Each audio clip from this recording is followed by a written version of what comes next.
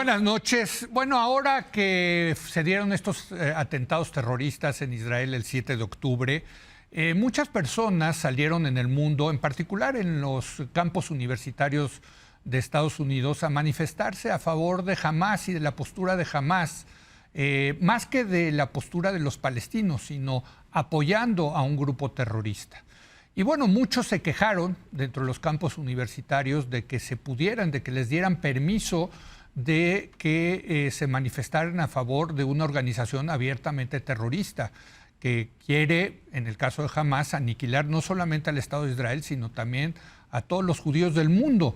Y entonces nos hicimos la pregunta de hasta dónde debe haber libertad de expresión defendiendo discursos de odio. Es un tema muy importante para todas las democracias, sobre todo pues, tomando en cuenta que pues, estamos viviendo estas situaciones donde cada vez más hay más actos terroristas y más discurso de odio. Para discutir este tema, saludo a Luis de la Calle. Luis, buenas noches.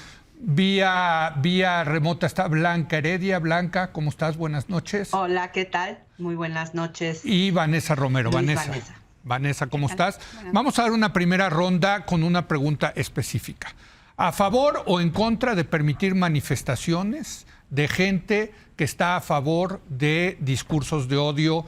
Decía yo lo comentaba, no solamente de Hamás. Imagínate que, como comentó un profesor israelí de Columbia que se quejaba, oiga, pues que vamos también a permitir que venga el Ku Klux Klan aquí a manifestarse en el campus universitario, cuando sabemos el odio, el racismo que tiene el Ku Klux Klan, que ha asesinado a los negros en este país.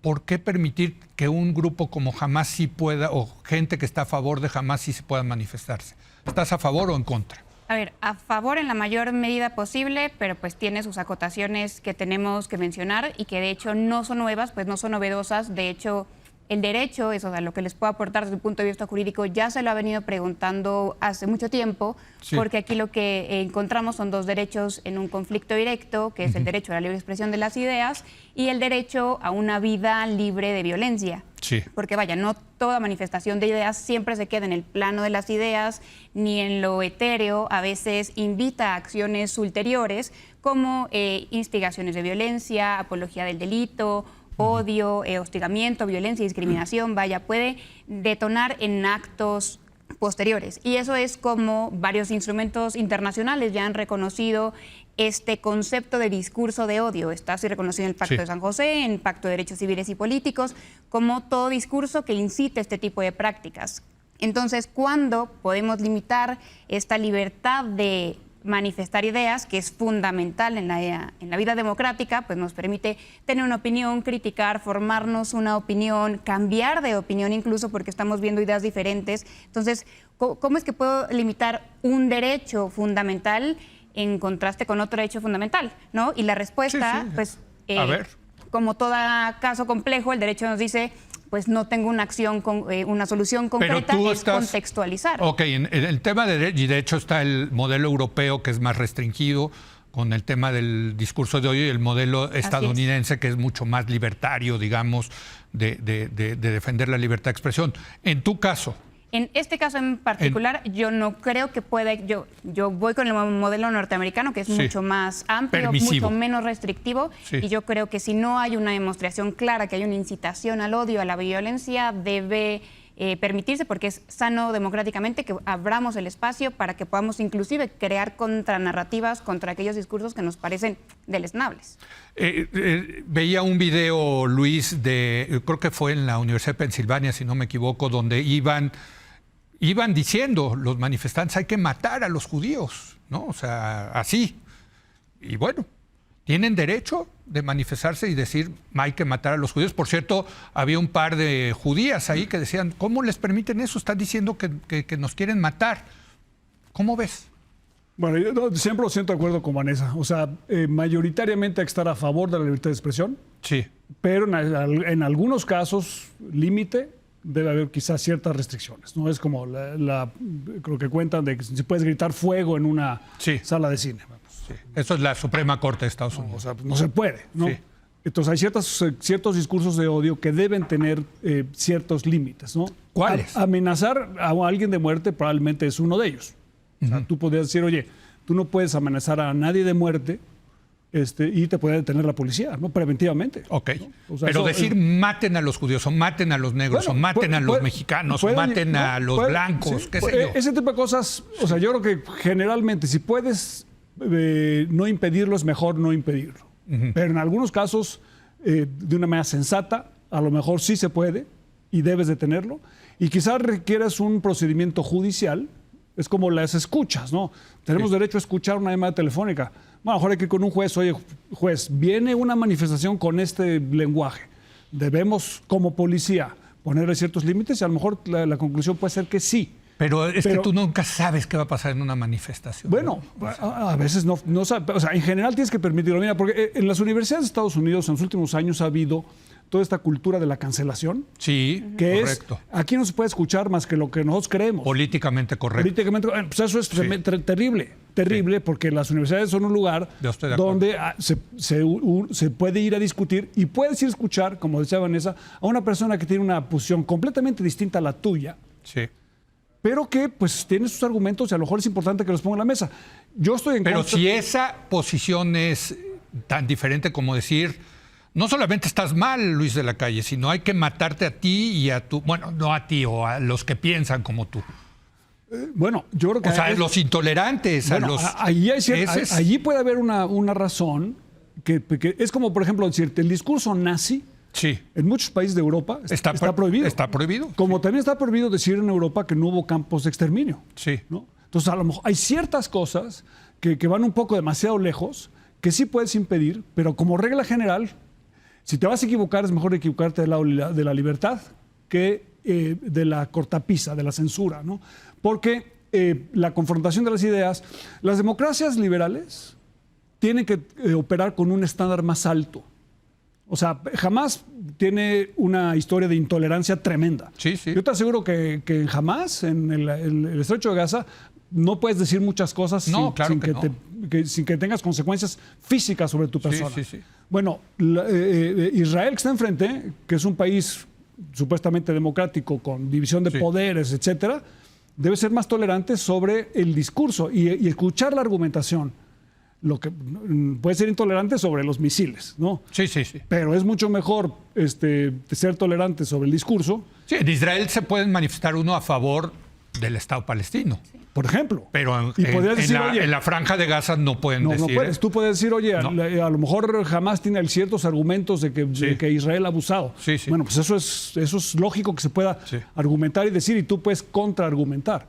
Entonces, en general, yo estoy a favor de la libertad de opinión, absoluta, pero en ciertos contornos creo que sí puedes limitarla, sí puede causar un daño que no sea, digamos, justificable.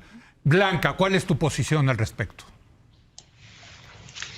Yo estaría, digamos, en general de acuerdo con mis colegas. Subrayaría, sin embargo, bueno, primero, máxima libertad de expresión posible. Eso es a favor de lo que estoy. Me parece muy importante, que es uno de los derechos más fundamentales, de los derechos civiles, personales más fundamentales, el poder expresar tu punto de vista. Ahora sí que le guste a quien le guste o no le guste. Dicho lo anterior, efectivamente tiene que haber límites y distintas sociedades le han puesto distintos tipos de límites. Tú ya lo mencionaste, en el caso de Europa, pues los límites son mayores.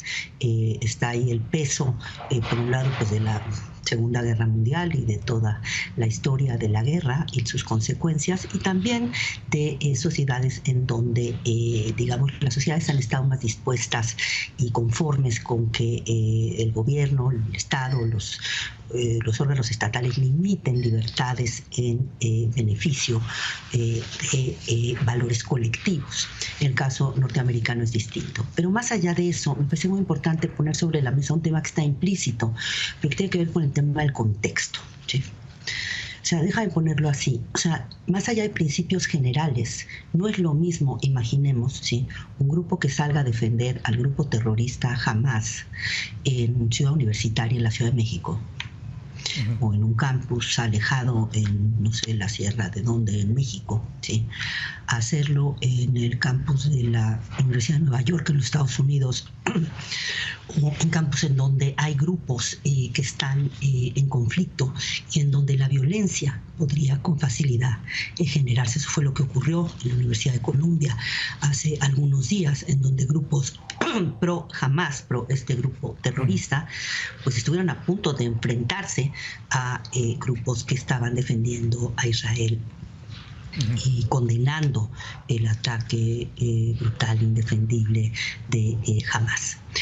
En ese contexto, me parece que, digamos, si comparamos los dos contextos, es muy distinto el riesgo, ¿sí?, en el que se incurre o incurren terceros o segundos, como lo queramos ver, otras personas. Me parece que el tema aquí contextual pero a ver, fundamental. Blanca, tú si hubieras sido la decana o la presidenta o la rectora de la Universidad de Columbia, ¿no hubieras permitido tomando en cuenta ese contexto de que puede haber, de que es peligroso que este tipo de manifestaciones, las hubieras prohibido?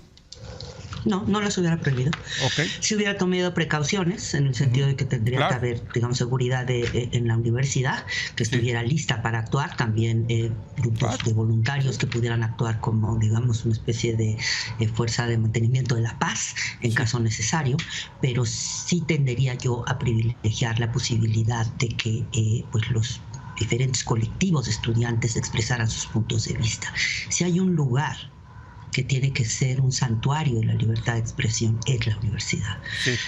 Quisiera yo que fuera en la sociedad en su conjunto, pero si hay un lugar en que en particular es fundamental que pueda prevalecer el derecho a expresarte con toda libertad, porque además está en las nuevas ideas, porque ahora estamos hablando de estos hechos terroríficos, pero recordemos también cómo pues muchos avances en el conocimiento y en la ciencia dependieron de la posibilidad de que quien pues generaba esos hallazgos o proponía esas nuevas tesis pudiera expresarlas y no ser matado ahí en la plaza pública. Claro. A ver, esto nos lleva a lo siguiente que quiero poner en la mesa, que es, ok, sí, que se manifiesten, pero reportaba el periódico The New York Times que, digamos, grupos judíos han publicado en Internet los nombres de estos manifestantes a favor de Hamas. Insisto, aquí es a favor de Hamas, no a favor de los palestinos, a favor del grupo terrorista Hamas, ¿no? En fin, porque sí es importante hacer la distinción. O a favor del ataque. O a favor del ataque, o como decía este profesor israelí, pues a favor del Ku Klux Klan, que llegara un grupo, estamos a favor de que los negros son inferiores que los blancos, ¿no? O sea, y han publicado sus nombres y dicen, ok, tienen ustedes el derecho de manifestarse, pero nosotros tenemos el derecho de publicar y hacer público quiénes son ustedes que están a favor de estas causas. ¿Qué te parece eso? A ver, me parece una consecuencia natural de emitir una opinión pues tan polarizada. Tú hablabas en tu columna de que esa es la consecuencia natural del ejercicio de la capacidad de agencia, que en principio tendría que estar informada, ¿no? Sí. Pero también creo que estos chicos, sobre todo en un ambiente académico, tendrían que tener el derecho, y también me parece que así debería funcionar en la democracia, de tener una opinión, de equivocarse, de escuchar otras opiniones y después no sufrir ese tipo de consecuencias. Vaya, porque también aquí nos encontramos con la sobreutilización del concepto de discurso de odio, como lo decía Luis, relacionada con el concepto de cancelación. Sí. Y en particular en el tema de Israel-Palestina, hoy vemos cómo muchas voces están autocensurándose, autocontrolándose por el miedo a ser considerados tal o tal cosa o de pronto cancelados.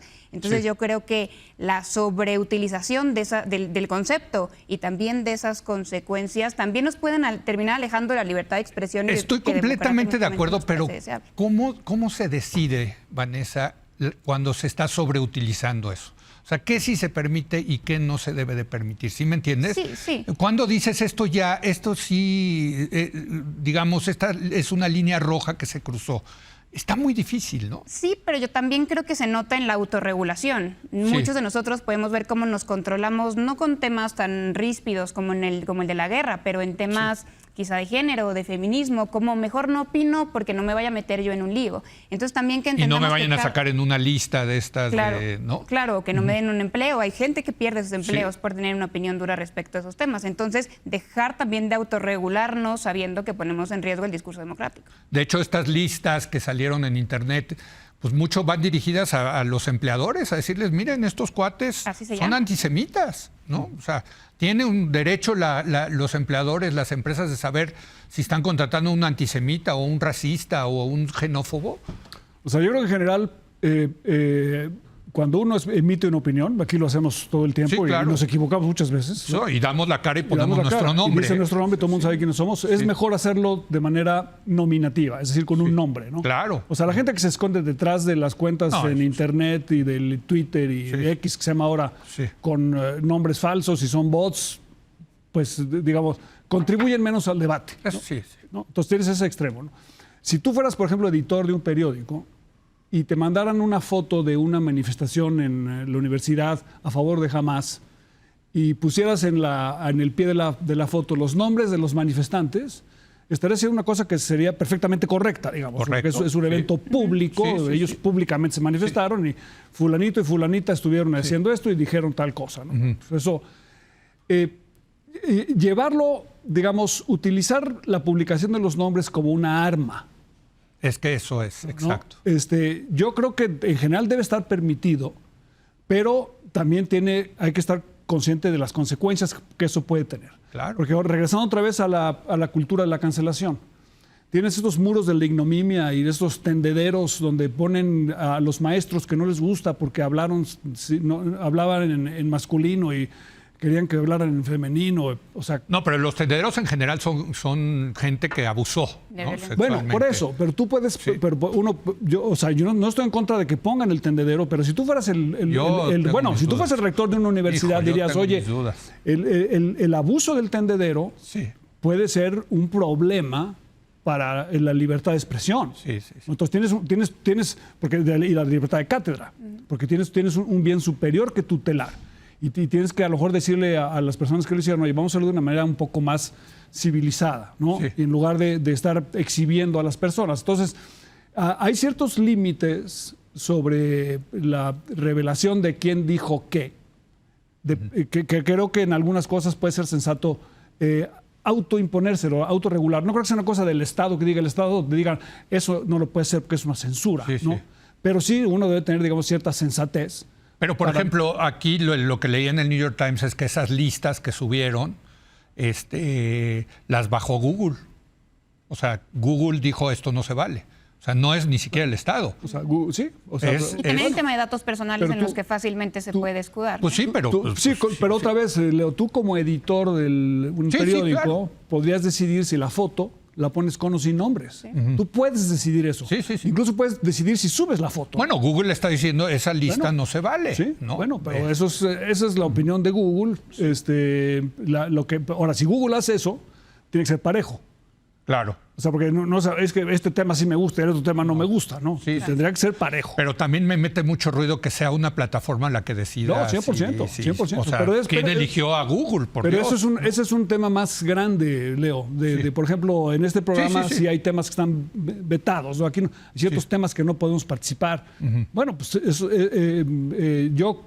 Otra vez, como decíamos Vanessa y yo al principio, que no. El principio general debe ser la máxima libertad de expresión, excepto con ciertas cosas que pueden causar un daño mayor, ¿no? Y también, ¿quién faculta a los particulares a imponer sanciones por algo que ni siquiera hemos acordado como Estado si es un discurso de odio? Totalmente. O sea, fácilmente podrían imponer, una acción en contra del particular por discriminación. 100%. La revelación del nombre no es necesariamente una sanción. Yo creo que cuando es un poquito más delicado es cuando la publicación de los nombres o los tendederos se vuelven un arma de ataque contra un principio que es más que tiene su valor intrínseco, como la libertad de cátedra, ¿no? Blanca, sí que haya libertad de expresión, pero con la responsabilidad y o sea, usted piensa eso, se manifiesta, pero esto tiene consecuencias. Le va a generar consecuencias a usted en lo particular. ¿De acuerdo o no? Ahí no estoy tan de acuerdo contigo. Estoy más de acuerdo con la Constitución de los Estados Unidos, con la primera enmienda, ¿sí? Que ha protegido, de una larga historia de proteger el anonimato como condición de posibilidad, de hecho, de la libertad de expresión. Y bueno, en una muy famosa sentencia del año 95, McIntyre y Ohio, pues señaló, ¿sí?, que la anonimidad es la defensa, es el escudo protector frente a la tiranía de la mayoría. Y que básicamente en muchos casos protege a individuos que expresan posiciones que no son populares con la mayoría, sea la mayoría general o la mayoría del particular entorno en el que operan, y por esa razón es fundamental. En este caso estaría yo más a favor de el anonimato como un derecho, ¿sí?, que garantiza la libertad de expresión y que garantiza la posibilidad de no sufrir consecuencias que pudieran terminar incluso en la pérdida de la vida cuando uno expresa un determinado punto de vista. Dicho lo anterior, sí, pero Blanca, ¿te puedo hacer una pregunta? Derecho, sí. ¿Te puedo hacer una? ¿Eso incluye que tú puedas ir con el rostro tapado a una manifestación donde vas pronunciándote a favor de un discurso de odio? Ahí ya se mezcla con el tema del discurso de odio, ¿sí? Sí. Y yo estoy en contra del discurso de odio. No, bueno, entonces, todos. Me parece que el discurso de odio no pueden estar ni sean encapuchados o no encapuchados. Ah, ¿no? Ese es primero, ¿sí? O sea, un discurso de odio directamente, o sea, de llamar a matar, ahorita te mato a una persona en concreto, ¿sí? No, pero por ejemplo, lo que pasó en una universidad de Estados Unidos, iban diciendo, maten a los judíos, así en plural, no a un judío en particular. ¿Se vale? ¿Se vale ese discurso? Bueno, ahí estamos ya en el límite del discurso de odio y a mí sí me parece que pues yo no estoy de acuerdo, ¿sí? No estoy de acuerdo con llamamientos al linchamiento de las personas, a la muerte de la persona, sea en lo individual o a un grupo de personas. Pero regresando al tema del anonimato, ¿sí? Me parece que el anonimato, por otro lado, también tiene límites. Todos los derechos tienen un límite, que es el derecho del otro, ¿no? Y ese límite del anonimato, y está ahí también ya mucha jurisprudencia en el caso de Estados Unidos y muchos países latinoamericanos también, ahora con el internet, el anonimato también se convierte en un escudo protector de la otra cosa, del discurso de odio, de la incitación a la violencia, claro. Incluso, ¿no? Entonces, en ese caso no estaría yo en absoluto de acuerdo con que el anonimato sirva para proteger a personas que están buscando, pues, lastimar a otras personas en lo individual o en lo colectivo, o animando a terceros a que las lastimen. Entonces, en este caso estoy en general a favor del principio del anonimato, siempre que se pueda, digamos, y que no implique ningún riesgo para la persona, pues sí, mejor que dé la cara, pero tenemos una larguísima historia y en la mayor parte de las sociedades, pues muchas veces sí la libertad de expresión está peleada con la libertad a la seguridad, digamos, al derecho a la seguridad y a la vida. Sí. Y la única protección frente a eso es el anonimato. Ahora, o sea, el anonimato, sí. O sea, yo creo que es mejor dar la cara, claro, pero yo estaría en contra de que se prohibiera el anonimato. No, prohibir, pues ya ahí empezamos con problemas. Pero yo sí quiero decir, porque parecería que esto es un tema alejado a México y que no tiene que ver. No. A ver. Nada alejado. Nada alejado. Lo vimos con la piñata de Norma Piña y de Andrés Manuel. Exactamente. Bueno, exactamente ese tema iba a sacar. A ver, quemaron una piñata de la ministra presidenta Norma Piña. Mucha gente dijo, eso no se vale, como creen. Ahora quemaron una piñata del presidente López Obrador. ¿Se vale? ¿No se vale? ¿Hasta dónde? Que se vale con uno y con otro sujeto, nos parezca deleznable o no, o precisamente porque nos parece deleznable es que hay que proteger ese discurso con más vigor para poder colocarlo en el centro del discurso y contraatacarlo. Pero yo ahí sí diría que el que vaya a quemar la piñata, que traiga el rostro descubierto, que sepamos quién es, que se haga responsable de esa acción, de esa protesta. Pues sí, ¿O no? Pues sí, en el mundo ideal, pero también en un No. contexto de autoridades represivas, pues difícilmente vas a encontrar una manifestación con esas características. ¿En ¿En México, dirías? Pues yo creo que sí, yo creo que sí. Y no obstante eso, yo creo que no tenemos que llegar a un juicio tan extenso si determinamos que es libertad de expresión lisa y llana. O sea, ni Sí. siquiera se acerca al discurso de odio. Sí, pero lo que pasa A es que, ver. o sea, por ejemplo, si tú fueras el director del servicio secreto o de la protección del presidente de la República en México o en otro país, ¿no? Sí. Y vieras que están quemando una piñata del presidente, pues probablemente a esa persona la podrías bajo vigilancia, Claro. como totalmente. posible Sí. asesino del presidente de la República. Exacto. Y lo mismo con la ministra de la Corte. Pero ¿y entonces qué tienes que hacer? ¿Qué- No, yo creo que tú no puedes decir queda prohibido, por ejemplo, hubo piñatas contra Donald Trump, ¿También? conciertos en el Foro Sol, Sí, donde le pegaban a la piñata de Donald Trump enfrente de 60,000 personas. sí. A mí me parece eso tremendamente reprobable. No estoy a favor de Trump, para nada. Sí, ¿no? sí, Siempre sí. me he pronunciado en contra Sí, de yo Donald sé, Trump. yo sé. Pero creo que eso, en un acto de un líder de opinión, como esos cantantes, es un acto irresponsable, ¿no? De hacerlo. Ahora, eso no quiere decir que el Estado va a decir, no lo puedes hacer. Pero cuando dices es un líder de opinión irresponsable o este cantante, no, que se haga responsable Bueno, de eso. bueno, es que ese es el tema. lo hizo en público, está filmado. Sí, sí. Lo hizo en público. ¿Quién fue el de...? No, los que eran los de Who. Sí, exacto. Pero lo hicieron públicamente. Sí. No pueden ahora esconderse que no lo hicieron. No, Están las filmaciones, ¿no? Ya sabemos quiénes son. Así Yo es. creo que es reprobable ese acto. No, claro, y no- sabemos que es reprobable. Y Porque lo un puedes día- decir porque lo hicieron lo hicieron, público.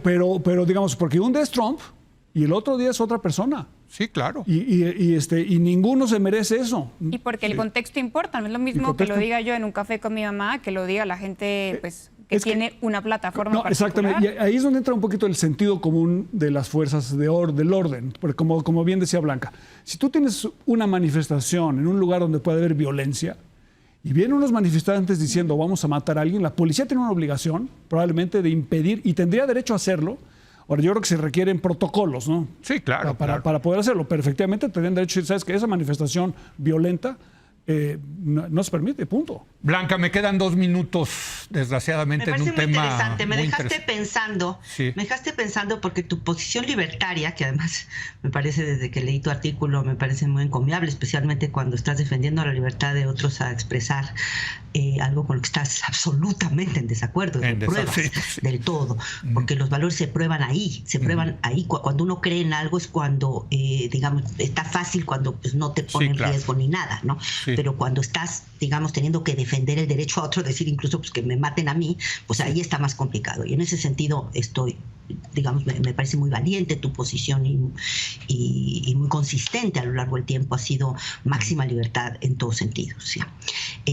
Me parece interesante cómo tu posición, digamos, extrema de defender incluso la posibilidad del discurso de odio, la contrabalanceas con ok, pero entonces destápense la cara. Sí, Es interesante. sí. Me parece que puede ser una especie de peso y contrapeso ahí Sí. interesante. Ok, puede salir usted a decir matemos a todos los judíos, o matemos a todos los negros, o matemos a Sí. todas las señoras de tales características, ¿sí? Y nada más que descubras el rostro. Sí, sí, Pero como un deseo, no como un mandato. sí, bueno, o sea, es que... No, pero casi como un mandato, porque Bueno, un fíjate mandato que es moral. interesante, Luis, porque está, Sí. está proponiéndolo Correcto. como una especie de cheque en balas, como de Sí, sí, sí, contrapeso 100%. frente a esa libertad extrema. Ok, tú tienes la libertad extrema de Sí, pero decir, que- ahora vamos a matar a todas las mujeres. Muy bien, pues atente a las consecuencias. Claro, porque, o sea, mi punto es responsabilízate Sí, sí. de lo que dices, porque además yo lo creo, vengo todos los días a decir eso, doy mi cara, pongo mi nombre, lo escribo. Pues sí, nos hacemos responsables de lo que Sí, decimos. y a veces luego nos desdecimos. No, bueno, aquí se sentó O Vanessa cambiamos de opinión. hoy No pasa nada. y se quejó porque quería derecho de réplica de lo que dijeron de ella ayer. Pues ya lo vas a tener, ¿no? Sin duda, pero a eso me refiero. O sea, Sí, sí, te ya escucharon y me te contestaron. Pues sí, de eso Digo, se no, trata. yo creo que es mejor el ponerle nombre, pero tampoco llegar al extremo de prohibir el anonimato. Bueno, pues ahí está. Es un buen tema desde el punto de vista filosófico y práctico, ahora hay que decirlo. Gracias, Vanessa. Gracias, Luis. Gracias, Blanca. Muy buenas noches. Y voy a hablar ahora con Buenas noches. Jonathan Peled. Él fue embajador de Israel en México, ahora está allá en Israel. Vamos a preguntarle qué está pasando allá después de la visita del presidente Biden de Estados Unidos. Regresamos.